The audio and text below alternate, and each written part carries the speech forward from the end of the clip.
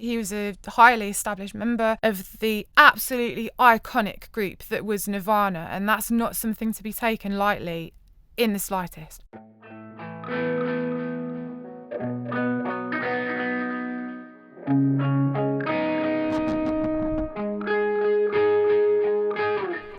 Hello, I'm Mary Singer, and today I'm going to be talking about this book, Dave Grohl, the Storyteller. Towards the end of this video, I will express some of my own views surrounding my personal experience of, I was about to say, reading it. This hard copy was in fact a gift, since I actually listened to the book from start to finish, since it's available as an audiobook, which has been narrated by none other than Dave Grohl himself. But my reason for making this video is to discuss some running themes that I noticed throughout the reviews, a review of reviews, if you will. This was my first point of interest when I heard about the Storyteller. I was very intrigued to know what other people had to say about it. And I'll explain why a little bit later, but oddly, it was the negative reviews that generated intrigue for me and ultimately led to my purchase. This book has received predominantly positive reviews, however, and I'm going to be drawing comparisons between both extremes throughout the video. So without further ado, let's get started. GD left a 3-star review saying it isn't an autobiography, it's just a collection of stories, alluding to the idea that GD probably didn't read the title properly. He goes on to say, there is very little of Dave's personal life. You could almost miss the fact that he was married. And as others have said, the Nirvana years get a very little discussion. We'll go into that in a little bit more detail in a little while. Take this book as a series of individual tales and stories from Dave's life. This bit's very interesting, carefully chosen and perfectly manicured to highlight the image of Dave we all know and love. That was some interesting wording going on there. It is lightweight and carried only by Dave's relentless enthusiasm and his brilliant way with words. Now, I've chosen to start with this review because it's very all-encompassing of quite a lot of the points that I want to cover a little bit later on. So let's get stuck into some more. Another customer left a 4-star review saying good read. But would have loved to have had a couple of longer chapters about Nirvana, studio and writing sessions. Good point, well made. And nice generous 4-star review there. And another 4-star review said interesting read, though he jumps over the more personal and controversial stuff with respect to Nirvana and his personal life. Not a tell-all for sure. So we've got quite a considerable consensus there that people don't feel like they're getting the whole story. And I'm going to dive a lot deeper into this particular point in a little while. But first of all, I do want to say that I can kind of relate to Dave Grohl a little bit here. A little bit about my background. I was in a sibling harmony duo called Mia and the Moon, and we became really well established around Leicester. You know, what ended up happening was I moved on to establish a solo career. My sound became very rocky, my image completely changed, and you know, as much as I love people coming up to me going, hey, you're that girl from Mia and the Moon, I mean, that's great, and I love it. But I'm also, I have found it quite difficult to establish, you know, my own identity coming off the back of a legacy that's so different. Basically, like, I can kind of understand why he might have felt a longing to move away from that identity and just kind of establish his own. But the thing is, this particular point about feeling like he's left out a lot about Nirvana gets pretty rude in this next review. TJ says, not what you wanted, little bit assumptive, and this is a 3-star review, by the way. He said, let's be honest, right? You buy the book for as much info on Kurt and Nirvana as you can get. There isn't much. Right, okay, so you've bought a book about Dave Grohl so that you can find out about Kurt Cobain. Like, Something that Dave Grohl says a lot is that Nirvana years have been heavily documented. There's a plethora of books and resources that can be turned to if one wanted to exclusively learn about Kurt Cobain and Nirvana. And if I had been Dave Grohl reading this particular comment, I'd have found that extremely hurtful, that somebody, only picked up the book for that reason. And I'm going to yet again express my personal views about the Nirvana content within the book, because it is a point definitely worth making. He was a highly established member of the absolutely iconic group that was Nirvana, and that's not something to be taken lightly in the slightest.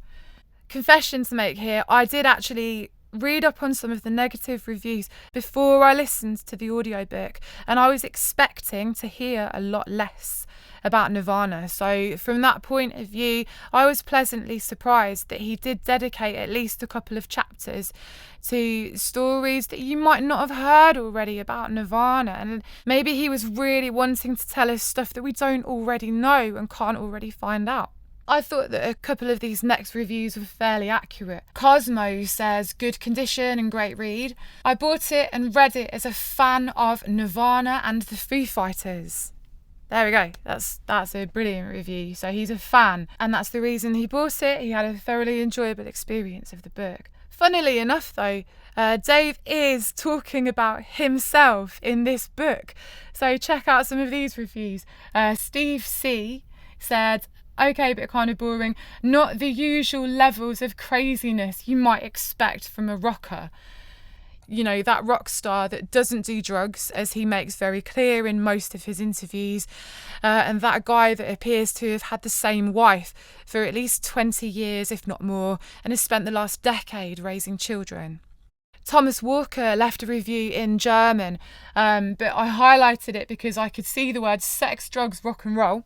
He was probably making the same points, followed by the word Aussie, and that's interesting for one of the reviews I'm going to look at in a minute. Another Amazon customer said, a tale of sex, drugs and rock and roll, this is not. Okay, so people's main qualm about this book was that there wasn't enough cocaine or prostitutes.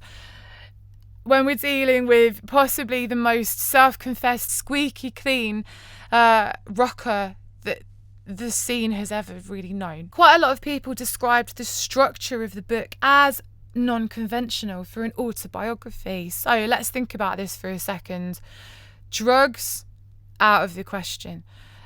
Prostitutes, out of the question. Breaking the rules, that's probably about all he's got left in terms of, rocker. He's broken the rules of autobiography structuring. What next, Dave Grohl? And here's what's really funny about some of these reviews. So we've got people now comparing him to the following rock stars. So check this out. Ant said, a fairly good read and left a 3-star review. As an avid fan of rock autobiographies, this book was a good read, but it's not as interesting as the subject of the book.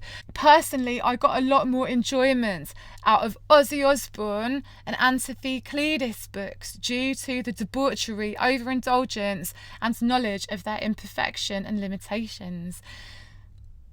Right, okay, so we're now comparing Dave Grohl to Ozzy Osbourne, literally like the biggest heroin addict, definitely of the 70s. He tells us in every single interview that he doesn't do drugs. That was one of the breakup points of him and Nirvana, who, by the way, Nirvana allegedly disbanded in March of 1994. But yeah, one of the stumbling blocks that Dave and Kurt came up against was the fact that Kurt was in the group of people that did the drugs. Dave Grohl did not do the drugs, right? So where people are getting the idea that this book should have contained a huge amount of cocaine and prostitutes, I don't know. Nobody knows. Another hardcore rocker that Dave Grohl, the storyteller, has been compared to in a review is Slash. These are like the biggest druggies of the century. Come on, guys. However, the book is clearly rocky in its own way. So we've got Jonathan here leaving a 4-star review saying inspiring and heartwarming. I really enjoyed this book. It's pretty much what I thought it would be. Dave Grohl talking about his journey through music, showing us the world of music and rock through his eyes. It's well written and easy to read, entertaining, heartwarming and inspiring. Obviously, it's a little closer to home if you were or still are a grungy little punk rocker. Jonathan, I think that's an absolutely brilliant review. Dave Grohl, the storyteller, is also apparently aimed at fans of Dave Grohl. Crazy, mind-blowing. I mean, I'm not a marketing expert by any means, but I would guess that if you were an artist or anyone putting out an autobiography of your life, that your main target audience would probably be fans of your work. Hit me up in the comments if you disagree, if you do agree, if I've missed something huge here. But yeah, David Burton Morris left a 3-star review saying just okay, claiming that it is only for die-hard fans. Really, David? And Amanda said mediocre at best. I think it's meant to be read by people genuinely obsessed with Dave Grohl. Again, this was a lovely review. So what we've got here is, the idea that he's probably written this book to target Dave Grohl fans.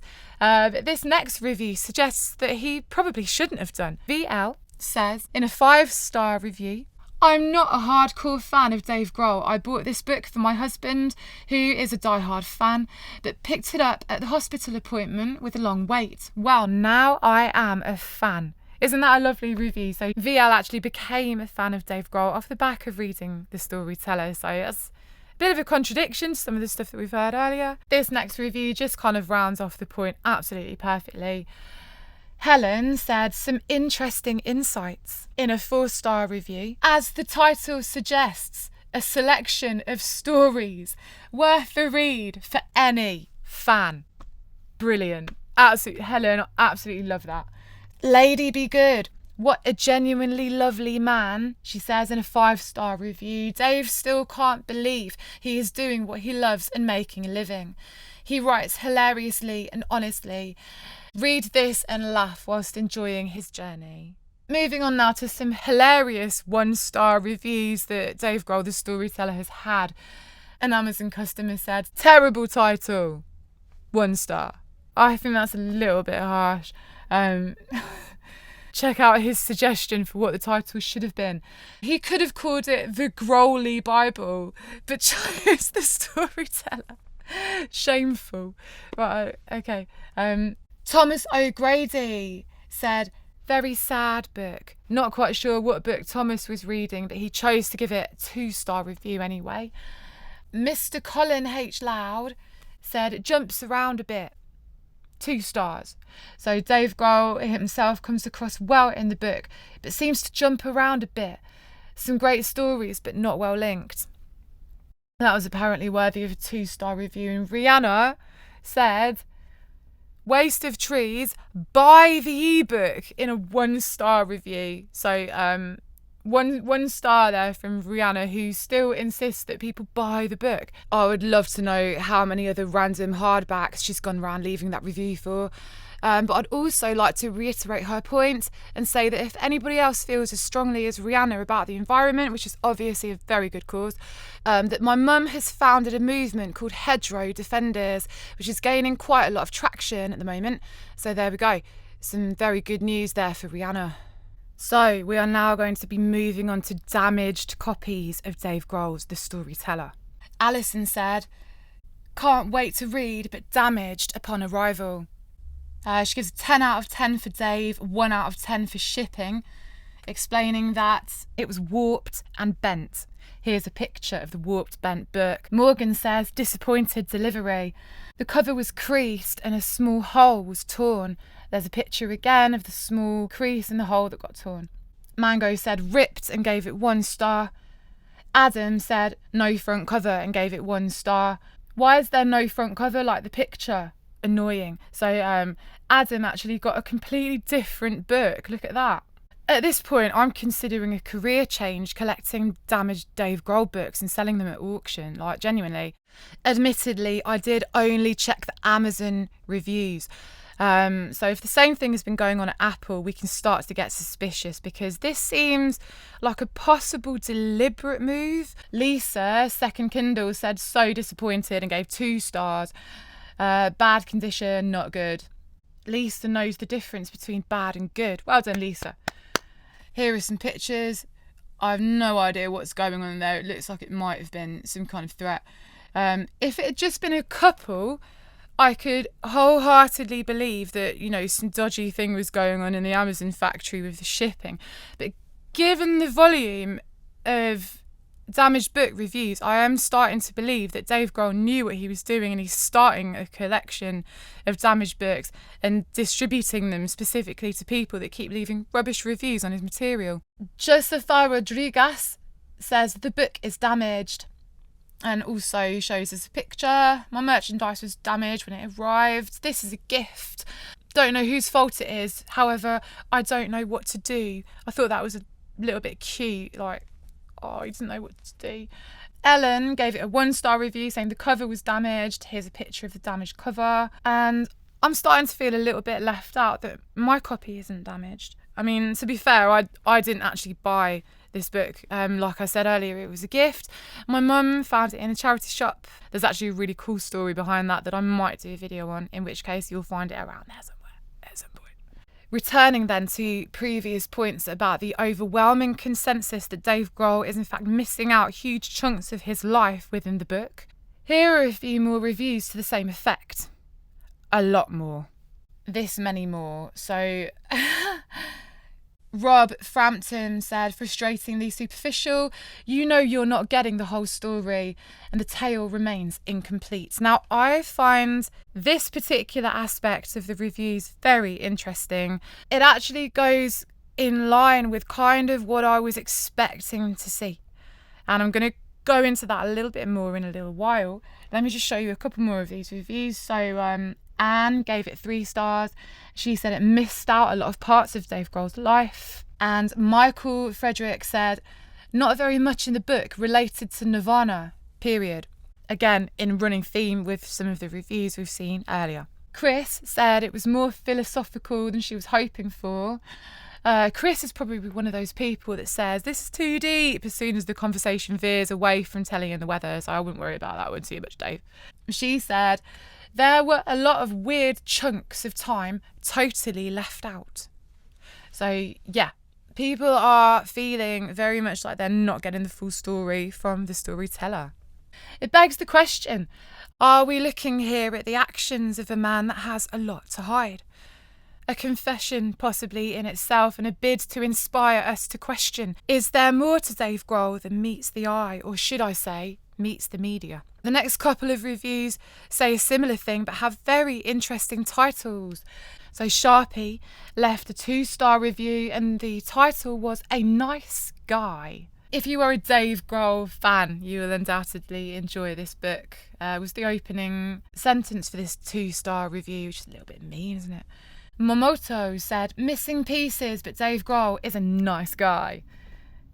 Again, and this is extremely interesting. And if you want to know why those titles are particularly interesting, you definitely need to watch the film that's linked in the description. Sean Skull said, Dave Grohl, tales of life and music. Some parts of Dave Grohl's life are hidden or glossed over very quickly.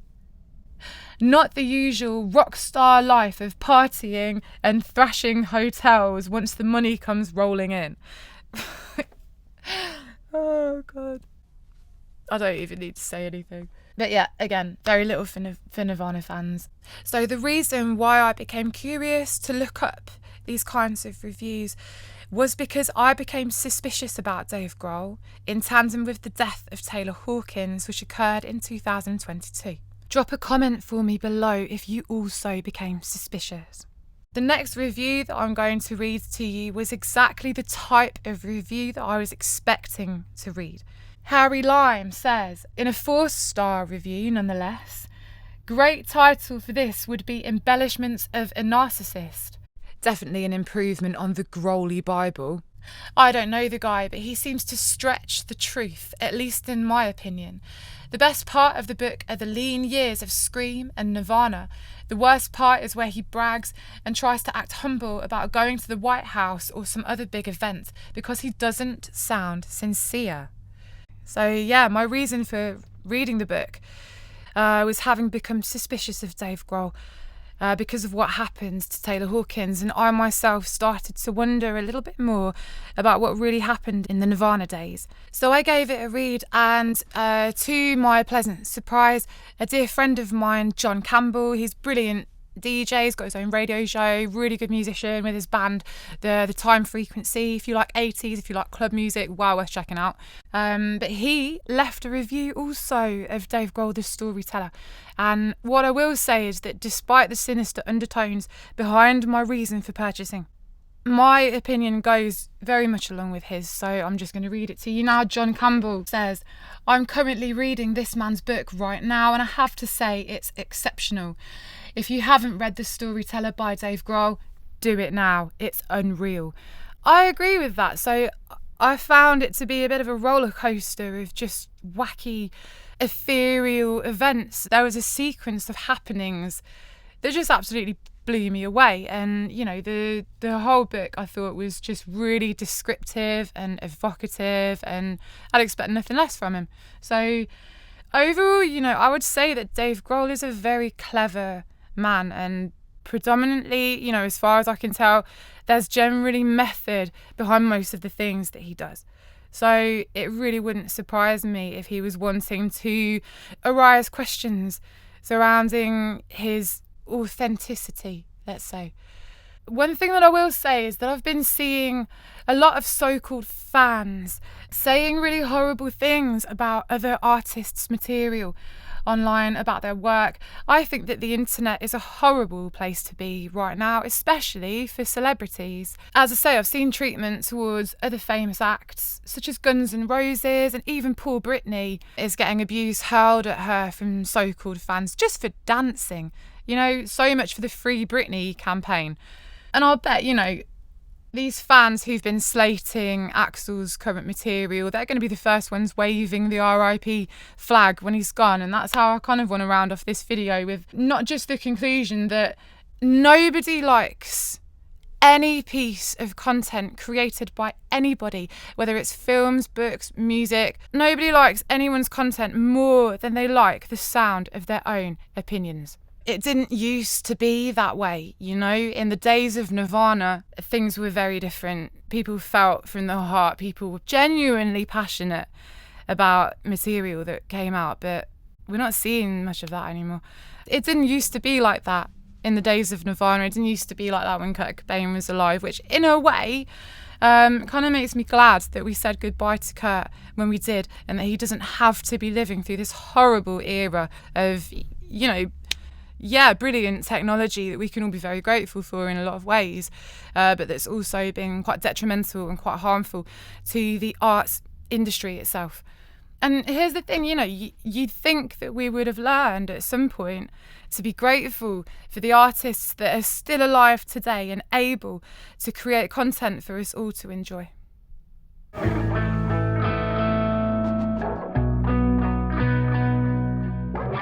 So I'm probably going to be doing a few more videos along similar lines of reviewing reviews, in terms of sticking up for artists that are still with us today and still around creating content. So if you want to see more videos like this, hit that button now. Hit it.